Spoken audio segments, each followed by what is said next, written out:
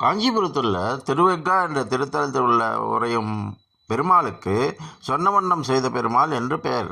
இது எதனால் வந்தது என்று பார்ப்போமா? திருவெக்கா இந்த தலத்தில் திருமழிசை ஆழ்வார் வசிக்கிறார். தை மாதம் மகம் நட்சத்திரம் சுதர்சனத்தின் அம்சமாய் அவதரித்தவர் இவர். ஆழ்வாருக்கு தொண்டுகள் புரிய ஒரு தொண்டு கிழவி ஒருத்தர் கூடவே இருந்தார். இந்த கிழவிக்கு அருள் புரிய நினைத்த ஆழ்வார் கிழவியை குமரி ஆக்கினார். செய்தி போயிற்று அந்த மண்டலத்தை ஆளும் அரசனுக்கு. அரசனும் கிழவன்தான். நாடு போ என்றது, காடு வா என்றது. எவனுக்குத்தான் இறக்க மனம் வரும்? அதுவும் அரசனுக்கு தன்னையும் இளமையாக்கும்படி ஆழ்வாருக்கு கட்டளையிட்டான். கணிகண்ணர் மூலமாக இந்த ஆணையானது ஆழ்வாரை சென்றடைந்தது. கணிகண்ணன் யார் தெரிந்து கொள்வோமா? திருமழிசை தலத்தில் பெருமானை ஆராதித்து வந்த பார்க்கவ முனிவருக்கும் கனகாங்கிக்கும் பிண்டமாய் பிறந்து திருமகள் அருள் பெற்று திருவாளர் என்பவரால் வளர்க்கப்பட்டவர் திருமழிசை ஆழ்வார்.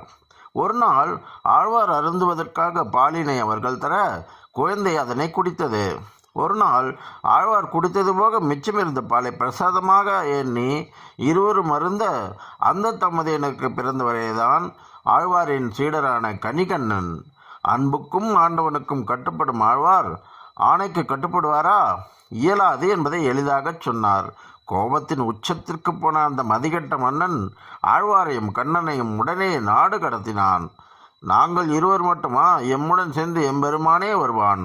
பெருமானுக்கே ஆணையிட்டார் ஆழ்வார். கணிகண்ணன் போகின்றான். காமரு பூங்கச்சி மணிவண்ணா, நீ கிடக்க வேண்டா. துணிவுடைய தென்னா புலவனும் செல்கின்றேன். நீயும் முன்றன் பைனாக பாய் சுருட்டிக்கொள். சொன்னதுதான் மிச்சம். அரவப்படுக்கையை சுற்றி கொண்டு பெருமானம் அங்கிருந்து கிளம்பிவிட்டான். திருவெக்கா திரு இல்லாத இல்லமாய் ஒளி இழந்து போனது. எங்கும் இருள், எதிலும் இருள். ஆனால் அரசனின் இருள் மட்டும் அகன்றது. மன்னிப்பு கேட்டு மன்னன் ஆழ்வாரிடம் கெஞ்சி கதறினான். மனமிறங்கிய ஆழ்வாரும் மீண்டும் பெருமானிடம், கணிகண்ணன் போக்கொழிந்தான். காமரு பூங்கச்சி மணிவண்ணா, நீ கிடக்க வேண்டும். துணிவுடைய சென்னா புலவனும் செலவொழிந்தான். நீ முண்டன் பைனாக பாய் படுத்துக்கொள். ஆழ்வாரின் பேச்சு வேதமென்றோ படுக்கையை விரித்தான். வேறெதுவும் ஆணை ஆழ்வாரிடமிருந்து வருமோ என்று பயந்து எப்படி சயனிப்பது என்பதனை மறந்து தலைமாற்றி படுத்துக்கொண்டான் எம்பெருமான்.